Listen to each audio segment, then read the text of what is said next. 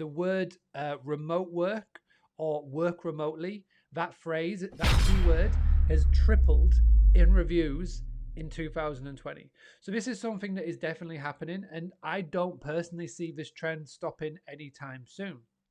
Look at localized groups and just search for the conversation to see who is asking questions. In every Facebook group, you've got a search bar, and you can just type in a couple of keywords. It could be accommodation for business, or work away, or whatever you want to put in there. Have a search and see what people are talking about.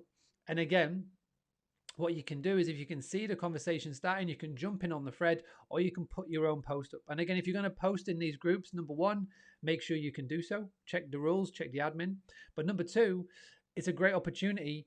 But make sure when you do write it, or when you do a video about it, you talk about the benefits of your property for a business. If you have super fast broadband, shout about it. I mentioned earlier in the video that Airbnb are going to have a filter in soon based on what your Wi-Fi speed is.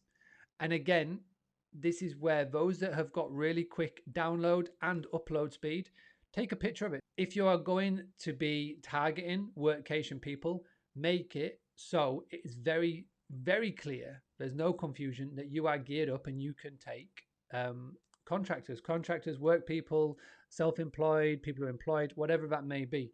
But take new pictures and upload them.